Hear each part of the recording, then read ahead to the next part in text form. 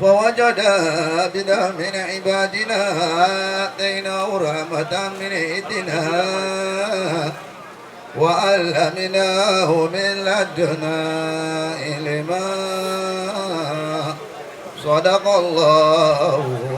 مولانا العظيم وبإذنك يا الله طول عمره عجوبة زمني ولد إياس طول حياته بالخير والعافية بجاه قوس الورى مزعم إياس أبصر الله بالخير بكل مصيبة وبسوء القضاء بفيد إياس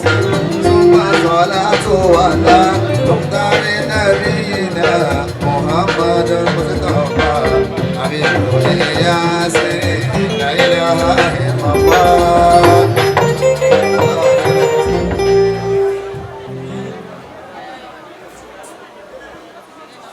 أعوذ بالله من الشيطان الملعون المطرود من رحمة الله. بسم الله الرحمن الرحيم. اللهم صل وسلم على عين رحمة ربانية والياقوتة المتحققة الآئتة بمركز الفهوم والمعاني والنور الأكوان المتكونة لآدم صاحب الأكربان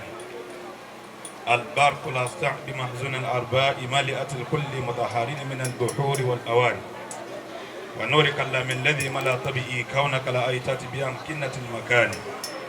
اللهم صل وسلم على عين الأكل التي تتجلى منها عروش العقائق عين المعارف الأقوى بصراطك تم الأسكار. اللهم صل وسلم على طلعة الأكب الحق كنز الأعظم إفاضتك منك إليك يا إحاطة نور المتلسم صلى الله عليه وعلى آله صلاة تعرفنا بها إياه هاديات من إلى حضرة رسول الله صلى الله عليه وسلم وإلى رؤي مولانا المرحوم أبو العباس الشيخ أحمد تجان رضي الله تعالى عنه وإلى رؤي قول جميل عزم النتي والأمكنة مولانا الحاج إبراهيم ياس رضي الله عنه وإلى رؤي سلطان الأولياء شيخ عبد القادر كيلاني وجيلاني رسول الله وسلم وإلى رؤي مولانا المرحوم شيخ محمد يوسف أبو وجي رضي الله تعالى عنه وإلى رؤي مولانا شيخ كمال الدين الأدبي رضي الله تعالى عنه وإلى رؤي رسول العلم شيخ آدم عبد الله الألول رضي الله تعالى عنه وإلى أرواح جميع الأولياء من البداية إلى النهاية. بسم الله يقول هو الله. بسم الله الرحمن الرحيم قل هو الله أحد الله الصمد لم يلد ولم يولد ولم يكن له كفوا أحد. mo fi gbogbo àwọn bàbá tàná mo fi wọn kí gbogbo àwọn bàbá wa tòní. àwọn bàbá wa tàná a fi wọn káwọn tòní. níkàlẹ̀ ìjókòó yìí ìjókòó tó kún kẹ́kẹ́ púpọ̀ ni tó dẹ̀ gba ẹ̀kọ́ àti ètò àmọ́ torí ìjọba àkókò bídíkìlì wà pẹ̀lú bákòókò yẹn ti fún tí kì í bá ṣe tàpọ́nlé lọ́dọ̀kọ́ náà ní káwá ká sọ̀rọ̀ nígbà míì sọ̀rọ̀sọ̀rọ̀ náà máa gbọ́ torí gbogbo wa náà la ṣì wà lẹ́nu pé à ń kẹ́kọ̀ọ́ wa kullu dhi ilmin alim kama qala al-udaba. ìdá torí ìdí eléyìí tí n bá ti kí àwọn àgbàlagbà mo nígbàgbọ́ pé bàbá tá a jọjọ́ mọ̀ yá náà ti gbà pé mo ti kí wa náà nù bàbá wa àgbà kéwúlà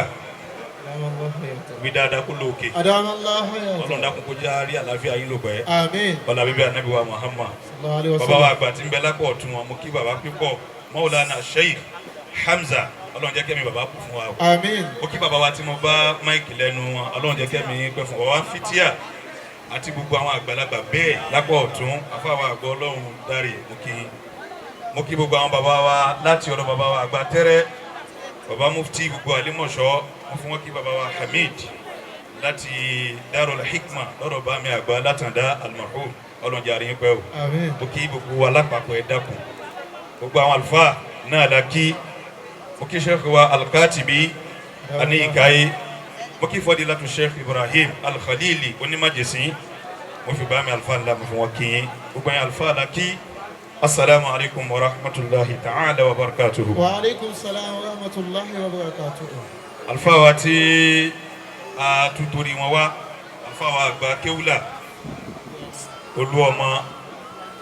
ẹ dákun ẹ bá ń pè wọ́n ní ìṣẹ́jú méjì. àwa kan bẹ àti lo ìṣẹ̀mí débi pé gbogbo òde tí wọ́n bá pè wá sí sí àbí kábìrì páwọn wo ni wọ́n tún ń bọ̀. bóyá àwọn tá a tún já àǹfààní lára wọn ni àbáwọn tí wọ́n tún dínkù nù wọn bá tá a manage. àmọ́ róòde tí àfáwà ìmáàmù wa Kéwúlà olú ọmọ yìí tí ẹ̀mọ̀ yàtọ̀ olú ọmọ àgbáyé àtòkù àgbáyé ṣàwọn orúkọ gbogbo wa bẹ́ẹ̀. pípè tẹ pè wá yìí ó jẹ́ nǹkan tó dùn mọ́ mi tó sì tẹ́ mi lọ́rùn púpọ̀. àmọ́ ọ̀rọ̀ ṣókí tẹ ní sọ ẹ mọ̀ pé kò gbẹnu ọmọdé kó máa pé báyìí ní kágbá rìn afáyì yẹ́lò kúrò yẹ máa wojú àwọn àgbàlagbà. kò gbẹnu ọmọdé kó máa sọ fágbàlagbà pé báyìí ní kẹ́sì báyìí ní kẹ́sì. àmọ́ àwa ara wa tí ọ̀rọ̀ wa sì yẹra wa mo nígbàgbọ́ pé alẹ́ advice ara wa tẹ́ ń bí òlélẹ̀ ìtanijí kí gbogbo wa lọ ro tí mo fẹ́ sọ yìí dáadáa lóòótọ́ òde kó mọ́ láwa àmọ́ àwọn afáàpọ̀ tí ó sì sọ̀rọ̀ lọ́dọ̀ kọ́ ni kí gbogbo wa sọ̀rọ̀ lọ sí the same direction. ọ̀dọ̀ bàbá àgbà kí ó là kọ́lé yìí ó wà láàmà sọ fúru yín pé ẹ̀tọ́ ọmọ òkú lọ léèwé kó lọ lé kéwú. kéèyàn lọ síbi wọ́n ti ń ta arúgbó tí wọ́n máa polówó òórùn fún wọn bẹ́ẹ̀ ẹni pé kò mọ tó fẹ́ ṣe nù. irú ààyè yìí kọ́lé yẹn ti ń sọ pé ẹ lọ kọ́mọ lọ lé kéwú kọ́mọ lọ léèwé àti rí bí gbogbo àwọn bàbá tí ń tọ́nà ti rí táwọn ò bá tó àwa bá ti rí wọn ní kí òkú ká máa wò wọ́n báyìí. àmọ́ tẹ́mi yóò kọ́ fi kún fún gbogbo àwọn àtàjọ ń jákẹ́gbẹ́ ẹ dákun torí Ọlọ́run àsìkò wa láti ẹrí pé Tinubu lèmi ló kàn ó sì ti kàn án ó gbẹnu gbogbo aná sọ ni gbogbo ọ̀dọ́ náà ló ti ń kàn ó. àmọ́ ohun tó yẹ kárò lẹ́mìí wa bá ti wà yìí òun náà ni pé ṣé ìjà àfa àríbá ìlànà gbogbo aná la mọ̀ pé kò rí bẹ́ẹ̀. àwọn tí wọ́n là náà yẹn á pé wọ́n iṣẹ́ ni Ọlọ́run o